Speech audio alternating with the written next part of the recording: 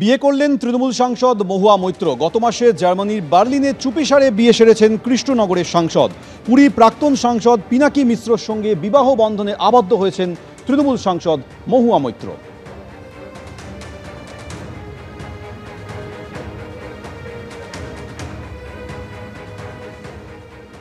পেহেলগাঁওয়ের ঘটনা নিয়ে বিধানসভায় আসতে চলেছে প্রস্তাব। মঙ্গলবার প্রস্তাব আসতে চলেছে বিধানসভায় এবং এই প্রস্তাব বিধানসভার অধ্যক্ষ বিমান বন্দ্যোপাধ্যায় তিনি নিজেই এই প্রস্তাব আনবেন বলে জানা যাচ্ছে। আরেকবার বলবো, পেহেলগাঁওয়ের ঘটনা নিয়ে বিধানসভায় প্রস্তাব আসতে চলেছে। বিধানসভার অধ্যক্ষ তিনি নিজে এই প্রস্তাব আনবেন বলে জানা যাচ্ছে, যা নিয়ে 2 ঘন্টা সময় বরাদ্দ রয়েছে আলোচনার জন্য। আশাবুল হোসেন আমাদের প্রতিনিধি আরো বিস্তারিত এই নিয়ে বলতে পারবেন। আশাবুল,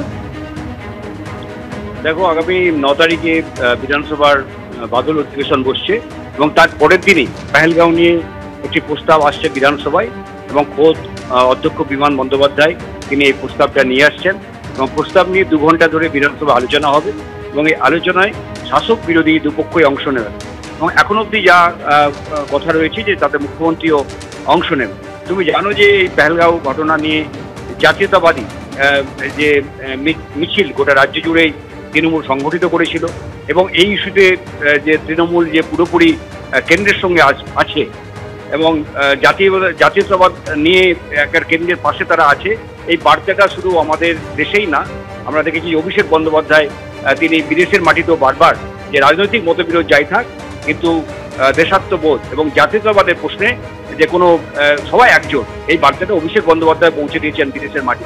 ফলে এইরকম একটা আবহে এই পেহেলগাঁও নিয়ে একটা প্রস্তাব অধ্যক্ষ আনছেন এবং সেখানে এই দেশপ্রেম, জাতীয়তাবাদ, এই সামগ্রিক বিষয় নিয়ে এবং যে বিষয়গুলো নিয়ে প্রশ্ন উঠছে যে যারা যে অপরাধীরা এই অপরাধ সংগঠিত করেছিল তারা কেন এখনো ধরা পড়লো না, সম্ভবত যেটা মনে করা হচ্ছে যে আলোচনার সময় এই বিষয়গুলো আসতে পারে।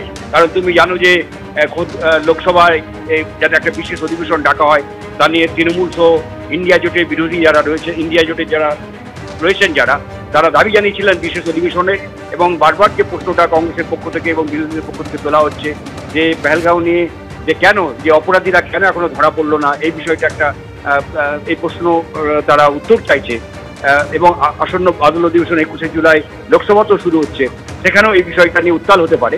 ফলে এরকম একটা প্রেক্ষাপটে আমাদের রাজ্য বিধানসভাতে অধ্যক্ষ নিজেই এই প্রস্তাবটা নিয়ে আসছেন পেহেলগাঁও নিয়ে। 2 ঘন্টা ধরে আলোচনা হবে যাতে মুখ্যমন্ত্রী অংশ নিতে পারেন বলে এখন অবধি জানা যাচ্ছে। ধন্যবাদ।